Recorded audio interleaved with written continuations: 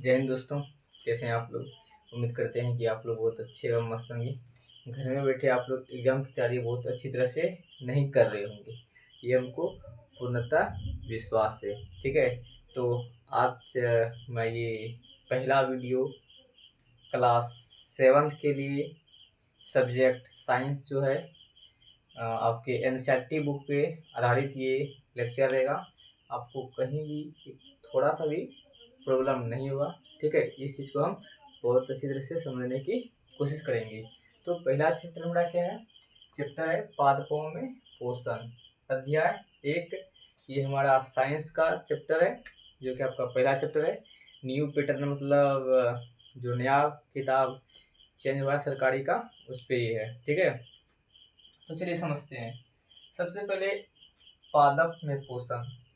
पादप में पोषण से समझने से पहले हमको पहले ये समझना जरूरी है पोषण क्या होता है। पोषण,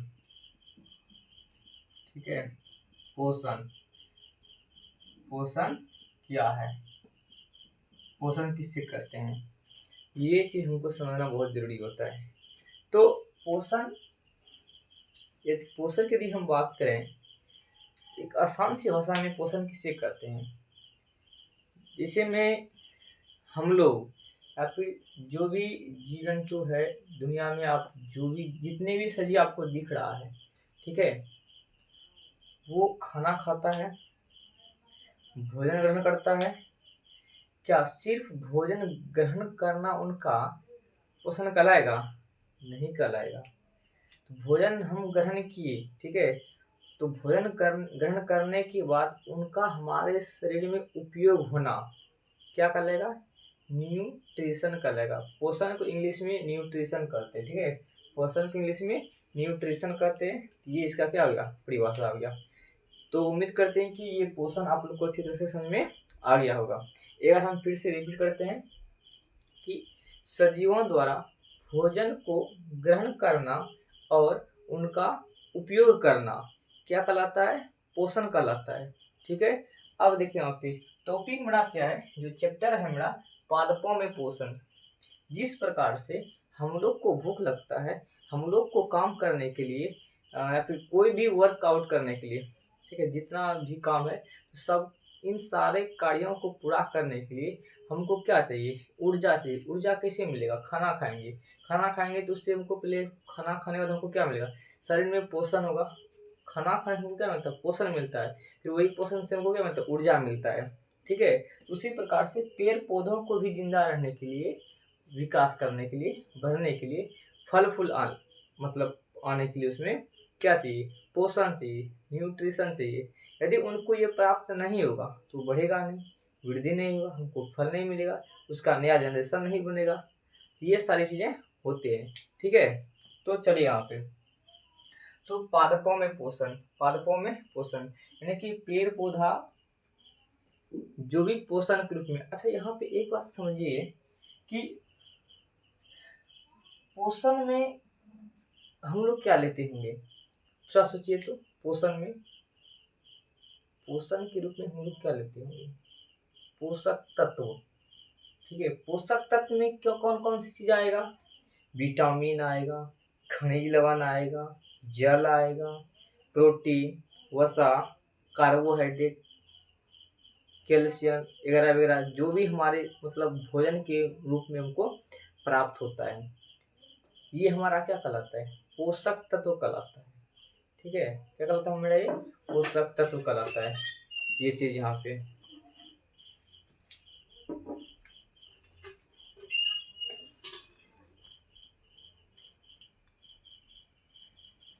तो चलिए अब हम समझते हैं यहाँ पे। ठीक है, तो हम यहाँ क्या बात कर रहे थे? पोषण। पोषण जैसे पोषक तत्व हुआ। ठीक है, पोषक तत्व में क्या क्या हम ग्रहण करेंगे? पोषक तत्व में क्या क्या आएगा? पोषक तत्व की यदि बात करें, पोषक तत्व मुख्य रूप से ऐसे 7 होते हैं, लेकिन आपको याद जानना कितना है? 5 जानना है। ठीक है, प्रोटीन हो गया, सबसे पहले कार्बोहाइड्रेट हो गया, प्रोटीन, विटामिन, खनिज लवण, जल, यही सब क्या हो कहलाता है? पोषण कहलाता है। वसा भी हो गया। ठीक है, तो ये मेरा पोषक तत्व हो गया। इनको हम ग्रहण करते हैं। ग्रहण किसके माध्यम से करते हैं? भोजन के माध्यम से हम ग्रहण करते हैं। ठीक है, ये मेरा पोषक तत्व कहलाता है।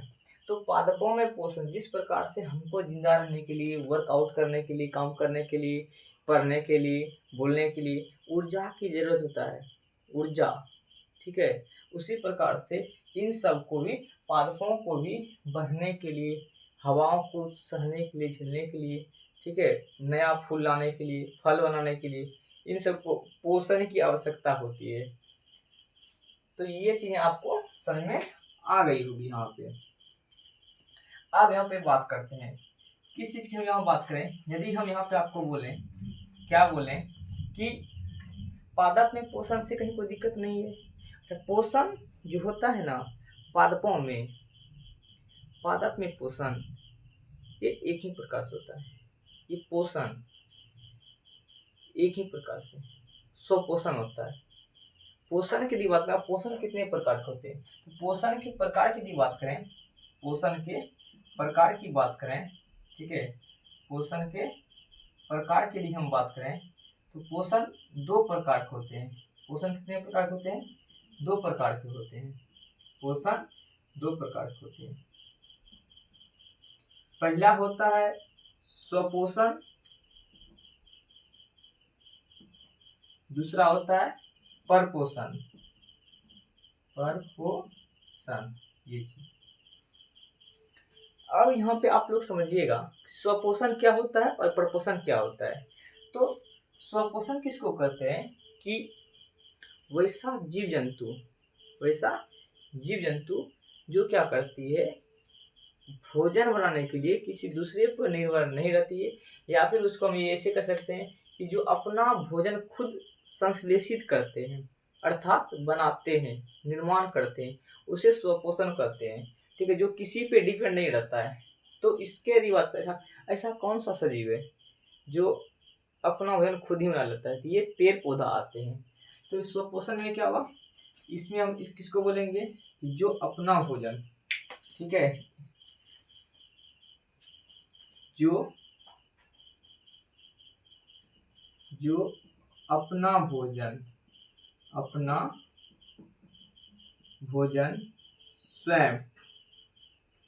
स्वयं बनाता है। जैसे यदि हम बात करें, एग्जाम्पल ऐसे बात करें, तो जितने भी हरे पेड़ पौधे हैं, सभी पेड़ पौधे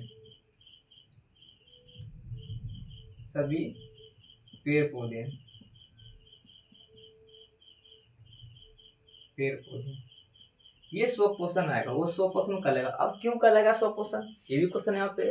तो इसलिए स्वपोषण कहलाएगा क्योंकि ये किसी पे डिपेंड नहीं रहता है कि खाना हमको कुछ सामग्री मिलेगा, चावल मिलेगा तभी हम खाना बनाएंगे।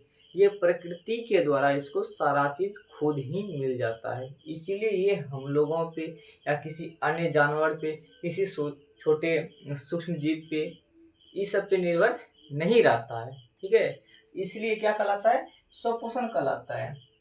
तो पोषण के दो प्रकार में से हम दो प्रकार पढ़े, दो प्रकार में से पहला प्रकार हम क्या पढ़े, स्वपोषण जाने। दूसरा पोषण क्या होता है, परपोषण होता है। इन दोनों पोषण में से हम स्वपोषण को देख लिए। स्वपोषण किसको कहते हैं कि जो सजीव अपना भोजन स्वयं बनाता है, स्वपोषण कहलाता है। जैसे में सभी पेड़ पौधे, सभी पेड़ पौधे में से क्या सूखा वाला नहीं आएगा। भाई सूखा वाला मतलब क्या हो, तो ऑलरेडी मर चुका है, वो कैसे बनाएगा। अब कोई मान लो बूढ़ू मर गया है, उसके लिए खाना खिलाओ, फिर बोलेगा काम करने के लिए, करेगा नहीं करेगा, बेचारा चल गया है। उसी प्रकार से हरे पेड़ पौधे की बात कर रहे हैं, सूखे वाले की नहीं कर रहे हैं। ठीक है, ये आपको दिमाग इतना होगा कि सूखा वाला नहीं आएगा इसमें। अब हम दूसरा इसका चलते हैं, पोषण का जो दूसरा प्रकार है परपोषण है। ठीक है, ये इसको किस मतलब परपोषण किसे कहते हैं, परपोषण क्या है, तो इसका जस्ट उल्टा मतलब उल्टा होता है। वैसे प्रकार का पोषण या फिर वैसे प्रकार का जीव जंतु, ठीक है, जो अपना भोजन बनाने के लिए किसी दूसरे पर आश्रित रहते हैं या किसी दूसरे पर निर्भर रहते हैं। मतलब ये अपना भोजन खुद नहीं बनाते हैं। समझ में आ गया, उसको क्या बोलेंगे, परपोषण कहेंगे। देखिए यहाँ पे हम लिख देते हैं, मतलब जो अपना भोजन स्वयं नहीं बनाता है, जो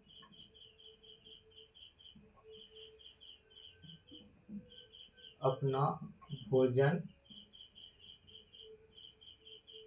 भोजन स्वयं स्वयं नहीं बनाता है क्या कहलाता है?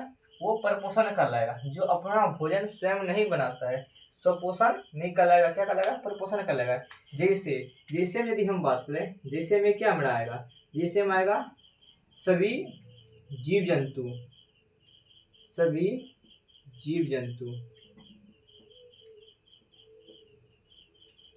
जितना भी दुनिया में जीव जंतु आपको दिख रहा है सब क्या है? परपोषण है। अब आपको समझाते हैं कैसे परपोषण में कैसे होगा। जैसे हमको यदि चाहिए अनाज, गेहूं चाहिए, हम किस पे डिपेंड हैं? गेहूं के पौधे पे रहेंगे। गेहूं का पौधा नहीं होगा क्या हमको गेहूं का रोटी मिलेगा खाने के लिए? नहीं मिलेगा। आप जो कुरकुरे खाते होंगे, चिप्स खाते हैं, तो आलू से बनता है। आलू नहीं होगा तो क्या चिप्स खा पाएंगे? नहीं खा पाएंगे। तो क्या है हुए? हम लोग डिपेंड हुए फल पे निर्भर है। जैसे हम लोगों को फल चाहिए, कहाँ से वो मिलेगा? आम के पेड़ से। जो फल चाहिए हमको, जैसे आम का फल चाहिए तो आम के पेड़ से मिलेगा। लीची चाहिए तो लीची के पेड़ से प्राप्त होगा, नहीं तो नहीं खा सकते हैं। यानी कि हम क्या करते हैं? एक दूसरे पे डिपेंड रहते हैं। हम मनुष्य भी हो गया, जानवर वगैरह भी रहते हैं। जैसे बाघ बाघ अपना भूख मिटाने के लिए किस पे आश्रित रहते हैं? किसी छोटे जानवर पर, जो उसे उसके ताकतवर से क्या हो, कम रहता हो, उस पर हिरन पे रहते हैं, जंगली गाय भैंस पे रहते हैं, छोटे मोटे जानवरों पे रहते हैं, उसको वो मार के खा लेता है। मतलब दूसरे से जो पोषण को प्राप्त करेगा, उसको क्या बोलेंगे? परपोषण कहेंगे उसे। ठीक है।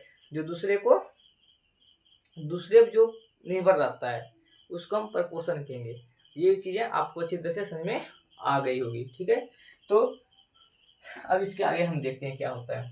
अब इसके आगे तो पोषण में आपको कहीं किसी प्रकार का दिक्कत नहीं होना चाहिए। ठीक है। अब हम पता करेंगे कि पेड़ पौधे में आखिर पोषण कैसे होता है। पोषण इनके लिए पोषण में क्या क्या आवश्यक है, इनको क्या क्या जरूरी है। जैसे हम खाना बनाते हैं, खाना बनाने में हमको चावल दाल जो भी हमको सामग्री होता है किचन का, ठीक है, वो सारा हम क्या करते हैं? बाजार से लाते हैं। क्या इसी प्रकार से ये भी बाजार से लाता है? तो ऐसा बिल्कुल नहीं है। तो इसको हम समझेंगे आखिर ये पोषण के रूप में क्या क्या लेता है यहाँ पे। ठीक है, उसको हम समझेंगे। इसको पहले हम क्या करते हैं? क्लीन कर देते हैं यहाँ पे।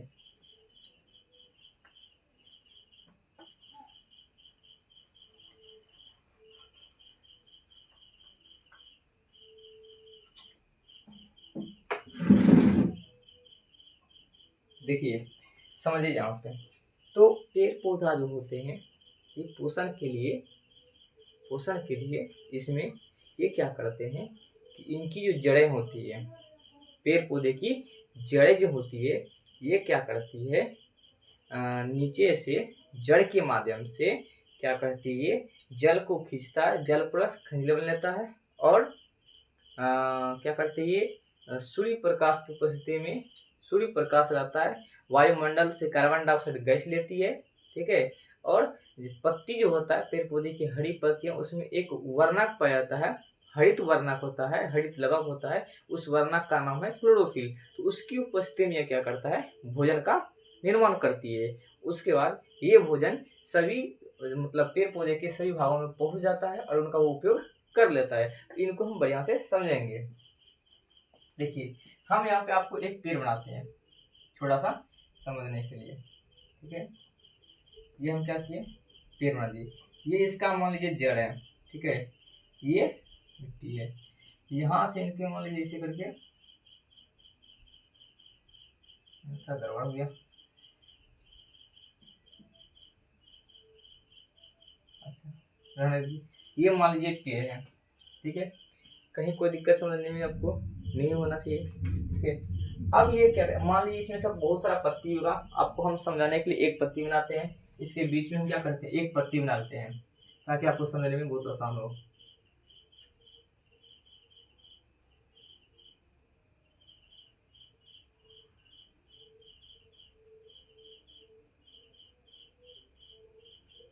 ये हमने यहाँ पे एक पत्ती बना दिया। हालांकि इसमें बहुत सारा पत्ती है, बट आपको जो समझना है वो यहाँ पर समझिए, ठीक है।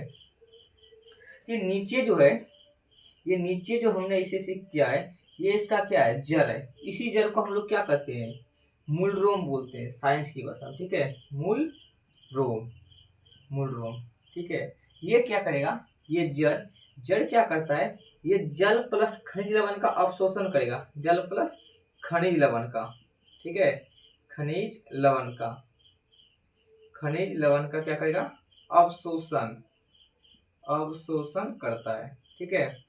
इसके बाद अच्छा, अवशोषण खींच के, क्या जड़ खींच के अपने पास रखता है, नहीं रखता है, ये भेजता है, कहाँ भेजता है, ये भेजता है पत्ती में, तब पत्ती में ही क्या होता है, खाना बनता है। इसीलिए पत्ती को क्या कहा जाता है, पेड़ पौधों की रसोई घर इसको कहा जाता है, या फिर पादपों की खाद फैक्ट्री कही जाती है। ये बात यहाँ पे रखिएगा ध्यान से, इसको याद, ठीक है, इस बात को आप ध्यान में रखिएगा कि पादपों की खाद फैक्ट्री पत्तियों को कहा जाता है, या पेड़ पौधे का रसोई घर पत्तियों को कहा जाता है। क्यों कहा जाता है, क्योंकि रसोई घर का मतलब क्या होता है कि हमारे घर का वह हिस्सा या फिर वह कमरा, वह रूम जहाँ पे क्या होता है, सभी परिवारों के लिए, सभी घर के सदस्यों के लिए क्या होता है, खाना बनता है। उसी प्रकार से पादप के जितने भी अंग है, इन सबों के लिए जो खाना बनता है यह पेड़ पौधे के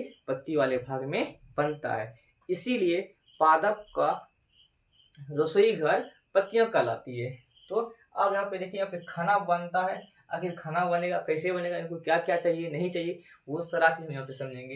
ये क्या करेगा, यहाँ पे जड़ के माध्यम से जल प्लस खनिज लवण का अवशोषण करेगा, ठीक है। अवशोषण करने कोई दिक्कत नहीं, अवशोषण करके, अवशोषण का मतलब क्या होता है, खींचना, अवशोषण का मतलब क्या होता है, खींचना। अब खींच के, जैसे मान लीजिए हमको पानी की जरूरत है, हम एक टंकी ला लिए, टंकी एकदम छत पे बैठा दिए, क्या टंकी को ही पानी की आवश्यकता है, हम मोटर से मान लीजिए मोटर के माध्यम से पानी में टंकी भर दी, क्या टंकी ही पानी पिएगा, नहीं। हम उसको क्या करेंगे, एक पाइप बिछाएंगे घर में, ठीक है, तो उसको दीवार में से, जैसे आपको मतलब जिस प्रकार सुविधा होता है, वो क्या करता है, पाइप बिछाते हुए किचन रूम तक लाता है, हर एक रूम में बिछाता है, जहाँ जहाँ मतलब पानी की आवश्यकता होता है वहाँ वहाँ दे देता है, किचन रूम में, बाथरूम में, स्नान घर में, जो भी होता है वहाँ तक बिछाता है, तो वहाँ से नल चालू करके अपना पानी का उपयोग कर लेता है। उसी प्रकार से अब ये जल जो खींचा, इस जड़ मूलरोम जो जल प्लस खनिज लवण का अवशोषण यहाँ पे जो किया, ये पहुंचाएगा, कहाँ पहुंचेगा, पत्ती में पहुंचाएगा। अच्छा, पत्ती में पहुंचाने के लिए क्या चाहिए इनको, अपने चलेगा, नहीं, अपने नहीं आता, इसमें दो संवहनी उत्तक है, यहाँ से यहाँ तक पत्ती तक जाने के लिए इसमें दो संवहनी उत्तक की आवश्यकता होती है।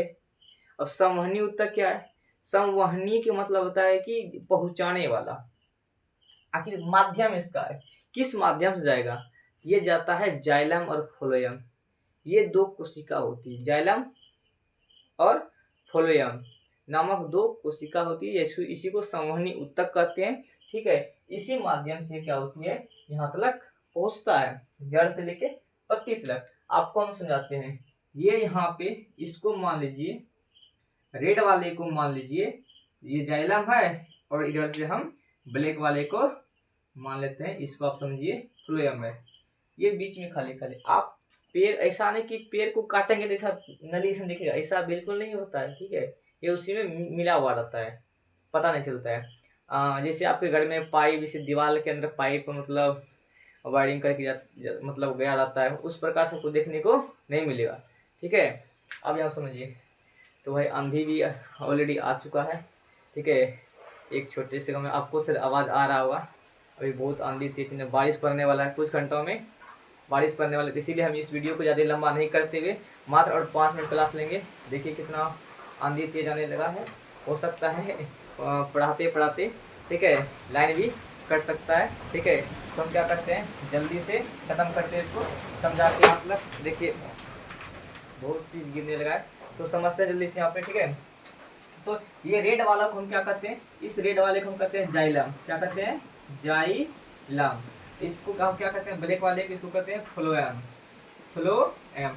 अब यहाँ पे समझिए, यहाँ पे जाइलम का काम क्या होता है, जाइलम का काम होता है कि इस जल को नीचे से ऊपर ले जाएगा, ठीक है। जाइलम का कार्य एक दिशीय होता है। एक दिशीय का मतलब क्या होता है, सिर्फ एक दिशा के ही और ये काम करता है। क्या काम करता है, सिर्फ नीचे से जल खींचेगा, जल प्लस खनिज लवण और ऊपर पत्ती में पहुंचाएगा, बाकी इसका कुछ कार्य नहीं होता है। फिर जाइलम जो होता है, जाइलम एक कोशिका है, ठीक है, इसको हम सामान्य उत्तर भी कहते हैं। जाइलम की कोशिका जो होती है, इसकी कोशिका मृत होती है, मतलब मरा हुआ होता है, ठीक है, मृत कोशिका होती है। उसके बाद फोलियम, फोलियम की बात करता है। फोलियम की हम बात करें, फोलियम पत्ती में जब खाना बन जाता है तो वो खाना को क्या करेगा, भोजन को सभी जगह पहुंचाएगा, डिस्ट्रीब्यूट करेगा, बांट देगा सभी को, ठीक है। ये इसकी कोशिका जीवित होती है, इसकी कोशिका जीवित होती है, ठीक है। फोलियम की कोशिका क्या होती है, जीवित कोशिका होती है इनकी, और जाइलम की मृत होती है। इनका काम क्या हुआ, इनका काम क्या हुआ कि भोजन का परिवहन करना। भोजन, अच्छा भोजन कहाँ करेगा, भोजन का परिवहन कौन करेगा, ऊपर से नीचे, ऊपर से नीचे, ये दोनों दिशा में काम करता है, ऊपर नीचे दोनों खाना पहुंचाता है, ठीक है। भोजन का परिवहन, भोजन का परिवहन करता है, कौन करता है, जाइलम करता है, सॉरी सॉरी ये फोलियम करता है। जाइलम का काम क्या करता है, जल का परिवहन, जल का परिवहन। आज के लिए जो है दोस्तों, ठीक है, यहीं तक रहने देते हैं, ज़्यादा वीडियो मतलब वीडियो को लंबा नहीं करेंगे, ठीक है। आंधी तूफान बहुत आने वाला है, आने वाला नहीं आ गया है, कुछ देर के बाद क्या हो सकता है, एकदम खतरनाक बारिश पड़ सकता है, ठीक है, एकदम दरिद्र के साथ। अकेले हम रहते हैं भाई, 5 साल से अकेले रह रहे हैं, ठीक है। तो आज के लिए आप लोगों के बीच यहीं तक, all the best, thank you very much.